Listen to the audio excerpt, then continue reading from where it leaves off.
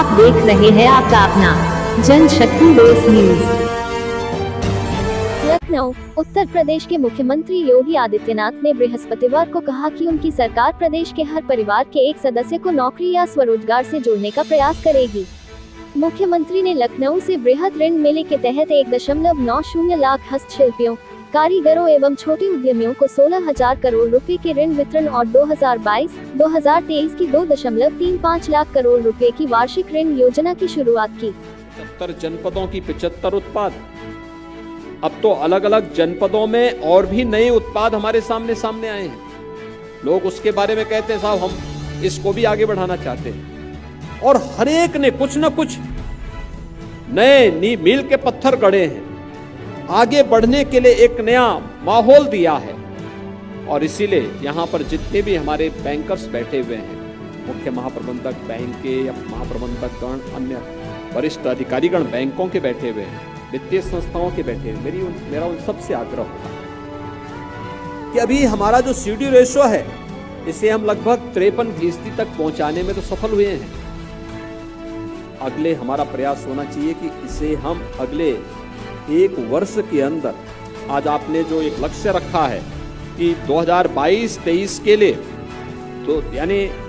2.35 लाख करोड़ रुपए के वार्षिक ऋण योजना का शुभारंभ भी आज आपने यहां पर किया है, और 2.35 लाख करोड़ रुपया उत्तर प्रदेश में ऋण वितरण की जिस बड़ी कार्य योजना को आप आगे बढ़ा रहे हैं, मेरा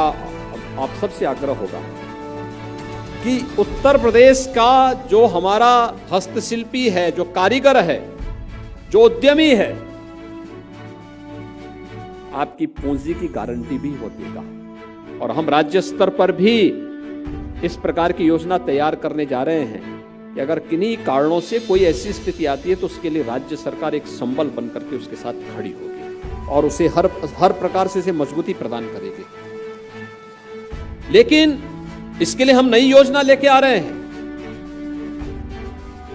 बहुत सारी योजनाओं को लेके आ रहे हैं। एक परिवार कार्ड हम जारी करने जा रहे हैं। जिन परिवारों ने अब तक कोई सरकारी नौकरी नहीं प्राप्त की, जिन लोगों ने कहीं भी कोई नौकरी और रोजगार जिन परिवारों ने नहीं प्राप्त किया, बहुत शीघ्र उसकी मैपिंग की कार्रवाई राज्य सरकार के स्तर पर प्रारंभ होने जा रही है।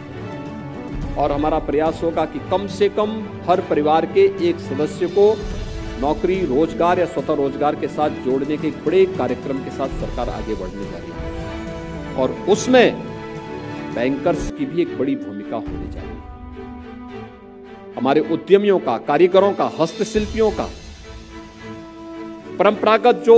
उत्पाद हैं, इन सभी की एक बड़ी भूमिका होगी। और इस दिशा में आप सबका आह्वान करूंगा कि हम अगले एक वर्ष के दौरान प्रयास करें कि यूपी के CD रेशो को हम लोग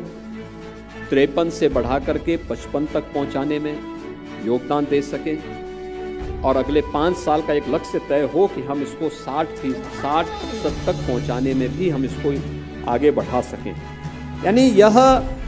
कर्म दर कर्म आगे बढ़ता हुआ दिखाई देगा तो लोगों के मन में एक विश्वास बैंकों और वित्तीय संस्थाओं के प्रति भी बढ़ेगा।